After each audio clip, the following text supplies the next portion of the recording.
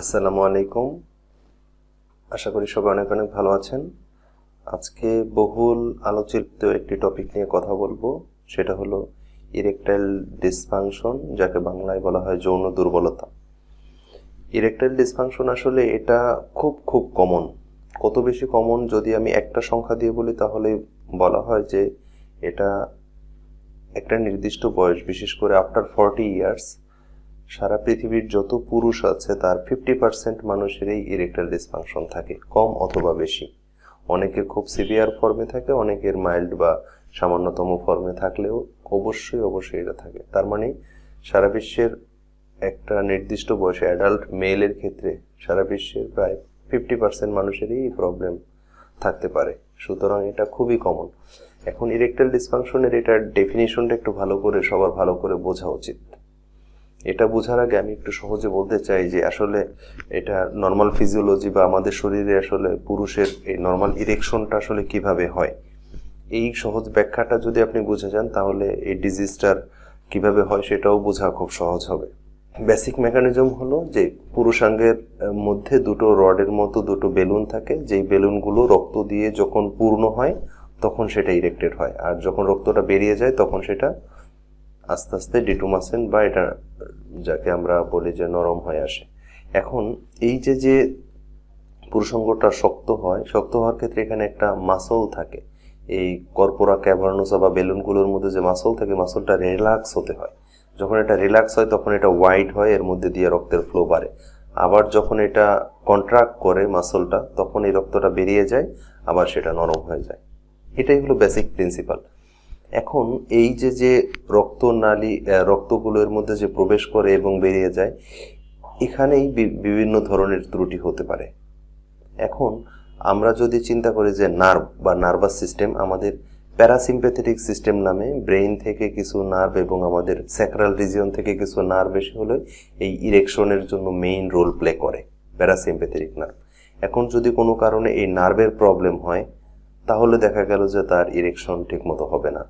আবার কিছু কিছু বিষয় আছে সাইকোজেনিক। কোনো মানুষ যদি দেখা গেল যে সে ডিপ্রেশনে আছে, তার সিচুয়েশনাল কিছু প্রবলেম থাকতে পারে, তার ফ্যামিলিয়াল কিছু প্রবলেম থাকতে পারে, লাইফে বিভিন্ন কারণে মানুষের ডিপ্রেশন বা আদার কিছু সাইকোজেনিক প্রবলেম থাকে।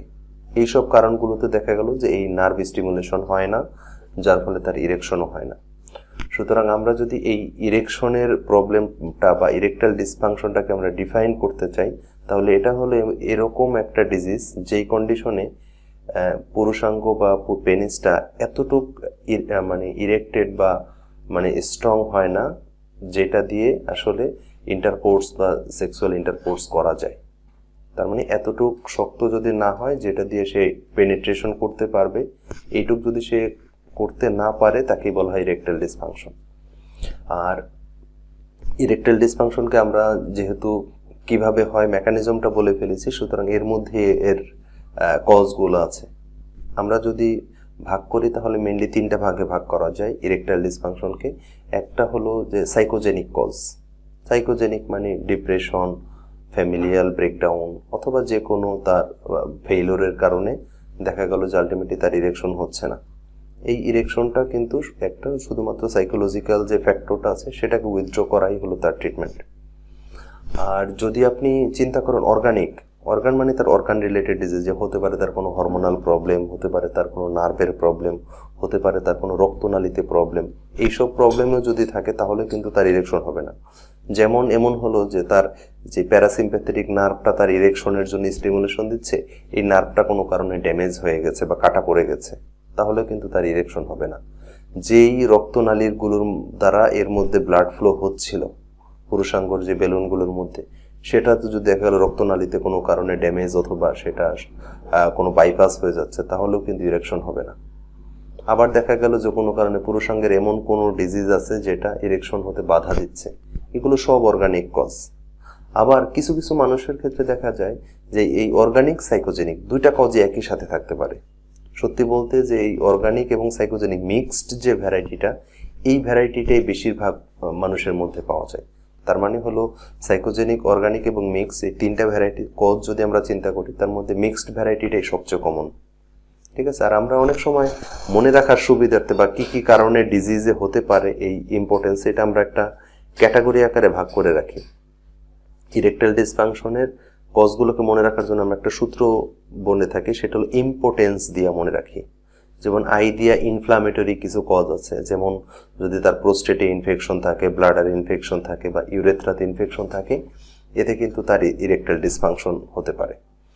আবার কিছু কিছু মানুষের ক্ষেত্রে দেখা যায় এমএ যেটা হয় সেটা হলো মেকানিক্যাল, যেমন কিছু কিছু ডিজিজ আছে যেখানে পুরুষাঙ্গটা স্ট্রেট হতে পারে না, বাঁকা হয়ে থাকে, যেমন পেরোনিস ডিজিজ, অথবা দেখা গেল যে তার সিভিয়ার কর্ডি আছে এইসব কারণে, অথবা দেখা গেল যে তার হাইপোস্পেডিয়াস বা এপিস্পেডিয়াস আছে। এইসব কন্ডিশনে মেকানিক্যালি দেখা গেল যে তার পুরুষাঙ্গটা স্ট্রেট হতে পারে না। আবার দেখা গেল কিছু কিছু সাইকোলজিক্যাল কজ আছে, যেমন anxiety, depression, relationship breakdown, family breakdown, এরকম বিভিন্ন কারণে তার ইরেকটাইল ডিসফাংশন হতে পারে। সো এই ইম্পোর্টেন্সের এলাবোরেশনে আই গেল, এম গেল, পি গেল, তারপরে হলো কিছু অক্লুসিভ ডিজিজ আছে, যেমন ব্লাড ভেসেলের রক্তনালী, যে বিশেষ করে আর্টারিয়াল বা ভেনাস কিছু ডিজিজ আছে যেই কন্ডিশনে এমন ইরেকটাইল ডিসফাংশন হতে পারে।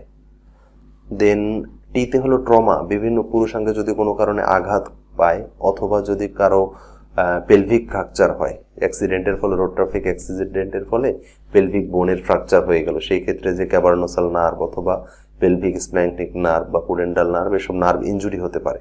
এইসব নার্ভ ইনজুরি হলেও তার ইরেকটাইল ডিসফাংশন হবে। কিছু এক্সট্রা ফ্যাক্টর আছে, যেমন তার প্রোস্টেটের যদি কোনো অপারেশন করা হয়, ওপেন প্রোস্টেটেক্টমি করা হয়, অথবা এমন কোনো সার্জারি করা হয়েছে যেটা পুরুষাঙ্গের এই ইরেকশনের জন্য দায়ী ছিল, সেই নার্ভটা ড্যামেজ হয়ে গেছে, অ্যানাস্টোমোটিক ইউরেথ্রোপ্লাস্টির মতো কিছু অপারেশন আছে, এরকম কিছু কারণ আছে। এবং কিছু ব্রেইন বা নিউরোজেনিক কিছু কজ আছে।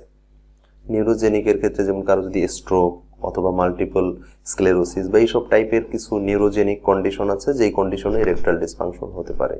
এবং লাস্ট হলো কিছু কেমিক্যাল কন্ডিশন আছে। কেমিক্যাল মানে হলো ড্রাগ, কিছু প্রেশারের ওষুধ আছে অ্যান্টি হাইপারটেনসিভ, যেমন বিটা ব্লকার বা থায়াজাইড। এই প্রেশারের ওষুধও কিন্তু ইরেকটাইল ডিসফাংশন করে, এটা কিন্তু অনেকেই খেয়াল করে না। তারপরে কিছু ওষুধ আছে, অ্যান্টি ডিপ্রেসেন্ট কিছু মেডিসিন আছে। তারপরে হার্টের জন্য অ্যান্টি অ্যারিথমিক ওষুধ আছে, যেমন অ্যামিডেরন। অ্যান্টিসাইকোটিক ড্রাগ আছে, অ্যান্টিসাইকোটিক ড্রাগ বা অ্যান্টিকনভালসেন্ট ড্রাগ, এইসব ড্রাগও কিন্তু ইরেকটাইল ডিসফাংশন করতে পারে। সুতরাং এগুলো মাথায় রাখা উচিত। আর সর্বশেষ ইম্পোর্টেন্সের ইতে হলো এন্ডোক্রাইন ডিজিজ, বিশেষ করে যদি কোনো থাইরয়েডের ডিজিজ থাকে, অথবা দেখা গেল যে তার পিটুইটারি গ্ল্যান্ডে কোনো ডিজিজ থাকে, এইসব কন্ডিশনের ক্ষেত্রে এবং ইরেকটাইল ডিসফাংশন হতে পারে। সো এরকম ভ্যারাইটিস অফ কজ আছে। আমরা যদি প্রথম ক্লাসিফিকেশনটা মনে রাখি যে এটা সাইকোজেনিক হতে পারে, অর্গানিক হতে পারে, আর মিক্সড হতে পারে, এটা মনে রাখাই সহজ। আর যদি একটু ডিটেল কজ মনে রাখেন তাহলে ইম্পোর্টেন্সের এলাবোরেশন দিয়ে এই কজগুলো মনে রাখতে পারেন। এবার আসি আমরা যে আমরা বললাম যে সাইকোজেনিক অথবা অর্গানিক কজে ইরেকটাইল ডিসফাংশন হতে পারে, তাহলে আমরা কিভাবে আলাদা করব যে এটা সাইকোজেনিক না অর্গানিক? বোঝার কিছু ইম্পর্টেন্ট ডিফারেন্সিয়েটিং পয়েন্ট আছে।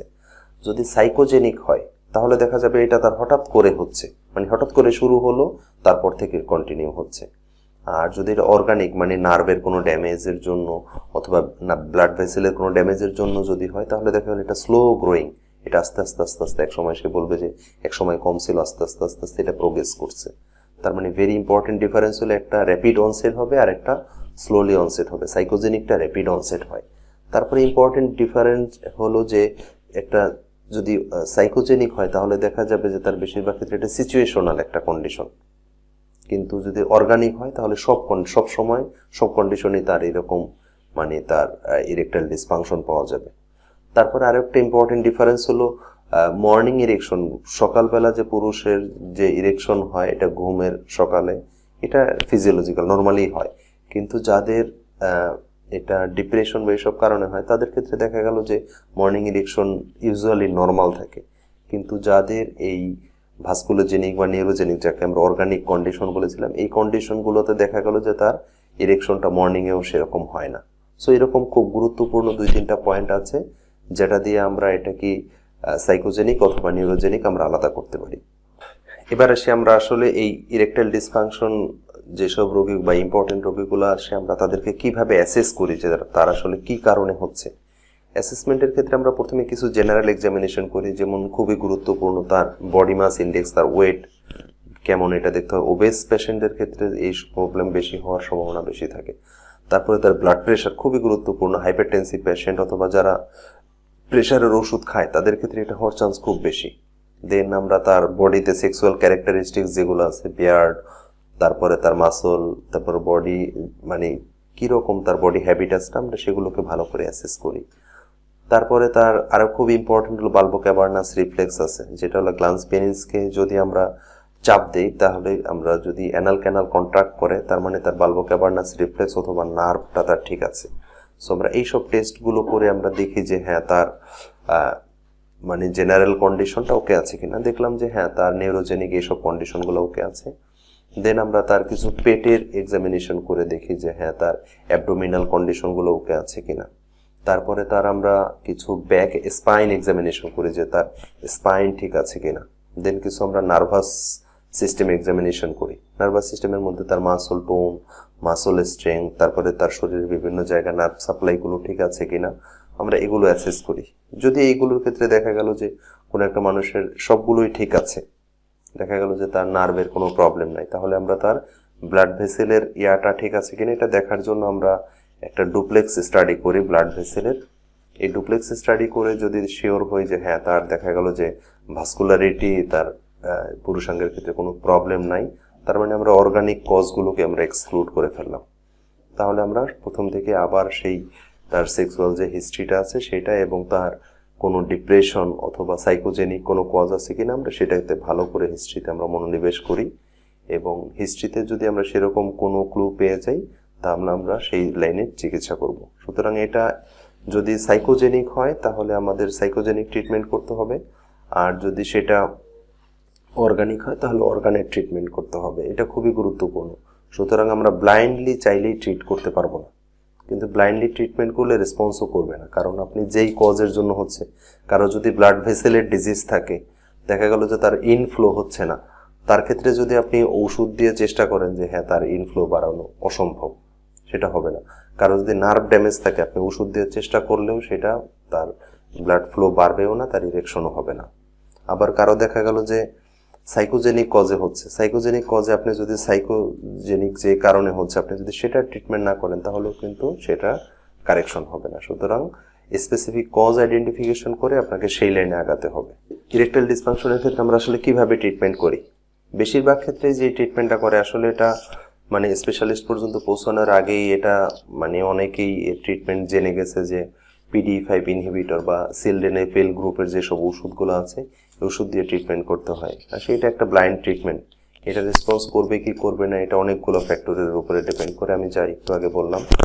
সো ফার্স্ট লাইন হিসেবে সিলডেনাফিল বা সেই গ্রুপে টাডালাফিল এগুলো দিয়ে ট্রাই করা যেতে পারে, it is the first line treatment.